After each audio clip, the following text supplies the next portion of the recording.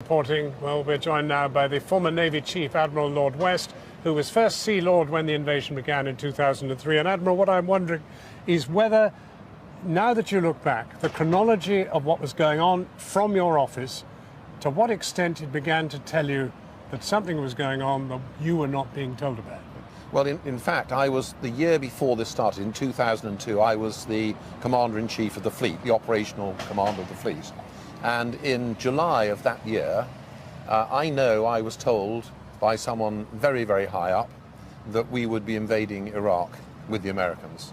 And I had a meeting with my fleet command team, and I said I want the Navy and Marines ready for war in the Northern Gulf, because I had no idea of what the operation was going to be, by the 31st of December this year. That was 2002. How high does very, very high up get?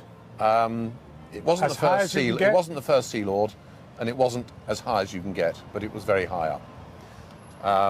That's all I'm willing to say, really. Right. And I knew, for example, we would need mine countermeasures vessels, and I said, right, we'll sail them after the summer leave because they take longer to get there. The excuse we'll use is they're doing exercises.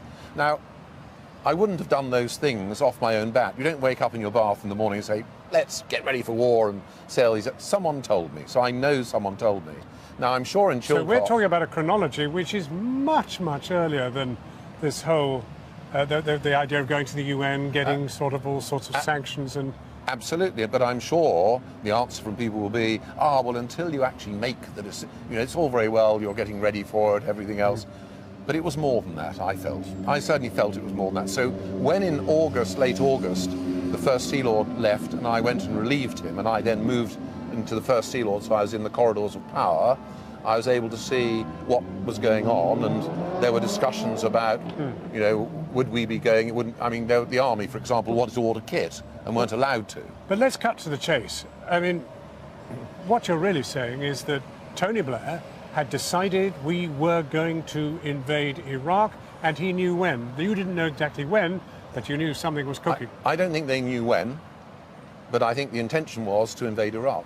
I mean, that's certainly my belief. Now, I might be wrong, I don't know, but that was my belief. And interestingly, I received an email today as a result of the fact I'd said something from someone who was very involved with getting Storm Shadow. This is a missile bus bunkers carried by tornado aircraft. They weren't ready for it. They were told in September, get this ready, we need it by March. Someone in the weapons production end of life was asked to provide stuff that you would need for the invasion. So let me just test you on this, because you presumably told Lord Chilcot all of this, right?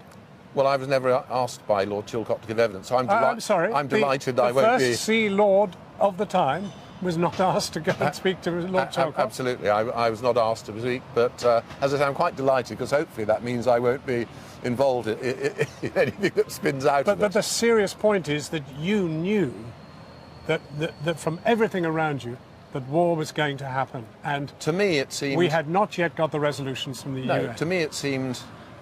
The way I would put it is, I felt there had been a decision this was going to happen, and then as we got nearer and nearer to the end of the year, then the following year, people were casting around for, let's find an excuse for why we should, a better reason. I mean, the reason to me, I thought, when people told me, first of all, in July, was, well, Saddam Hussein has been trying to shoot down our aircraft, doing the no-fly zone. He's actually killing a lot of his own people.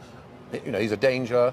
I'd been Chief of Defence Intelligence for 3 years, from 1997 to 2000, and I did not believe the issue that there were lots of weapons of mass destruction. People are going to find it absolutely incredible that such a crucial figure in the whole build-up to war was never spoken to by Sir John Chilcot.